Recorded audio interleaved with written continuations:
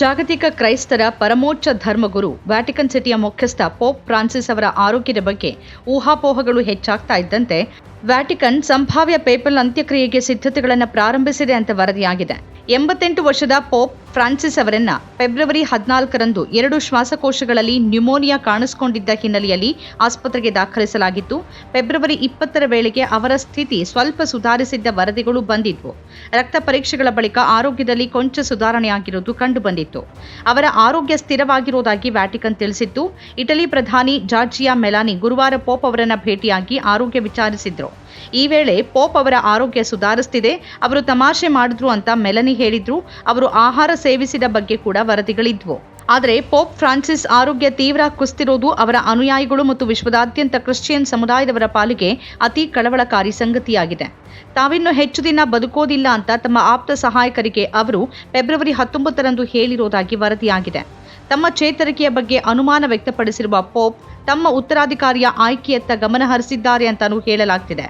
Pop ಅವರು ಮೃತರಾದರೆ 9 ದಿನಗಳ ಶೋಕಾಚರಣೆ ಇರುತ್ತೆ ಮತ್ತು ಉತ್ತರಾಧಿಕಾರಿಯನ್ನ ಆಯ್ಕೆ ಮಾಡೋಕೆ ಕಾರ್ಡಿನಲ್ಗಳ ಸಮಾವೇಶ ಸೇರಿದಂತೆ ಹಲವು ಪ್ರಕ್ರಿಯೆಗಳು ಜರುಗಬೇಕಿರುತ್ತೆ. ಪೋಪ್ ಅವರ ನಿಧನವನ್ನ ದೃಢೀಕರಿಸೋದ್ರಿಂದ ಹಿಡಿದು ಸೇಂಟ್ ಪೀಟರ್ಸ್ ಬೆಸಿಲಿಕಾದಲ್ಲಿ ಅಂತ್ಯಕ್ರಿಯೆಯನ್ನ ಆಯೋಜನೆ ಮಾಡೋವರೆಗೆ ವ್ಯಾಟಿಕನ್ ಕಟ್ಟುನಿಟ್ಟಾದ ಶಿಷ್ಟಾಚಾರಗಳನ್ನು ಅನುಸರಿಸುತ್ತೆ. ವಿಶ್ವ ನಾಯಕರು ಮತ್ತು ಕ್ಯಾಥೋಲಿಕ್ ನಿಷ್ಠಾವಂತರು ಹೋಲಿ ಸಿಯಲ್ಲಿ ಐತಿಹಾಸಿಕ ಪರಿವರ್ತನೆಗೆ ಸಿದ್ಧರಾಗ್ತಿರುವಾಗ ಈ ಮಹತ್ವದ ಘಟನೆ ಜಾಗತಿಕ ಗಮನ ಸೆಳೆಯುತ್ತೆ. ಈಗ ಒಂದು ವೇಳೆ ಅವರು ಮೃತರಾದರೆ ಅವರ ಸ್ಥಾನಕ್ಕೆ ಉತ್ತರಾಧಿಕಾರಿಯ ಆಯ್ಕೆಗೆ ಮಹತ್ವದ ಚುನಾವಣೆ ನಡೆಯುತ್ತೆ. ಈಗ ಅವರ ಸಂಭಾವ್ಯ ರಾಜೀನಾಮೆಯ ವರದಿಗಳು ಬಂದಿವೆ. ಐತಿಹಾಸಿಕವಾಗಿ ಪೋಪ್ಗಳು ಹುದ್ದೆಗೆ ರಾಜೀನಾಮೆ ನೀಡಿರುವುದು ತೀರಾ ವಿರಳ ಎನ್ನಲಾಗುತ್ತೆ. ಪೋಪ್ ಫ್ರಾನ್ಸಿಸ್ ಅವರಿಗಿಂತ ಮೊದಲಿದ್ದ 16ನೇ ಬೆನೆಡಿಕ್ಟ್ 2013ರಲ್ಲಿ ರಾಜೀನಾಮೆ ನೀಡಿದ್ರು. 600 ವರ್ಷಗಳಲ್ಲೇ ಹುದ್ದೆ ತೊರೆದ ಮೊದಲ ಪೋಪ್ ಅವರಾಗಿದ್ರು. ತಮ್ಮ ಆರೋಗ್ಯ ಸ್ಥಿತಿಯ ಹಿನ್ನೆಲೆಯಲ್ಲಿ ಅವರು ರಾಜೀನಾಮೆ ನೀಡಿದ್ರು. ಬೆನೆಡಿಕ್ಟ್ ಅವರಿಗಿಂತ ಮೊದಲು 15ನೇ ಶತಮಾನದಲ್ಲಿ ಪೋಪ್ ಗ್ರೆಗೋಯ್ 12 ಅವರೇ ರಾಜೀನಾಮೆ ನೀಡಿದ್ದ ಕಡೆಯ ಪೋಪ್ ಆಗಿದ್ರು. ಪೋಪ್ ಫ್ರಾನ್ಸಿಸ್ ಅವರು ಅರ್ಜೆಂಟೀನಾದವರು. ಜಾರ್ಜ್ ಮಾರಿಯೋ ಬರ್ಗಾಗ್ಲಿಯೋ ಅವರ ಮೂಲ ಹೆಸರು. ಫ್ರಾನ್ಸಿಸ್ ಅವರು ಪೋಪ್ ಆಗಿ ಆಯ್ಕೆಯಾದ ಬಳಿಕ ಇಟ್ಕೊಂಡ ಹೆಸರು. ಪೋಪ್ ಫ್ರಾನ್ಸಿಸ್ ಹಲವು ಪ್ರಥಮಗಳ ದಾಖಲೆ ಮಾಡಿದ್ರು. ಜಸ್ವಿಟ್ ವಿಭಾಗದಿಂದ ಆಯ್ಕೆಯಾದ ಪ್ರಪ್ರಥಮ ಪೋಪ್, ಯುರೋಪ್ನ ಹೊರಗೆ ಹುಟ್ಟಿ ಬೆಳೆದ ಪ್ರಥಮ ಪೋಪ್, ಅಮೆರಿಕ ಖಂಡಗಳ ದೇಶದ ಪ್ರಪ್ರಥಮ ಪೋಪ್, ಹೀಗೆ ಹಲವು ದಾಖಲೆ ಬರೆದಿದ್ದ ಪೋಪ್ ಫ್ರಾನ್ಸಿಸ್ ಉದಾರವಾದಿ ನಿಲುವಿನವರು ಅನ್ನೋ ಖ್ಯಾತಿ ಗಳಿಸಿದ್ರು. ಪೋಪ್ಗಳು ಕೂಡ ತಾವು ರಾಜೀನಾಮೆ ನೀಡಬೇಕಾದ್ರೆ ಬೇರೆಯವರ ಹಾಗೇನೆ ರಾಜೀನಾಮೆ ಪತ್ರ ಬರಿಬೇಕಿರತ್ತೆ.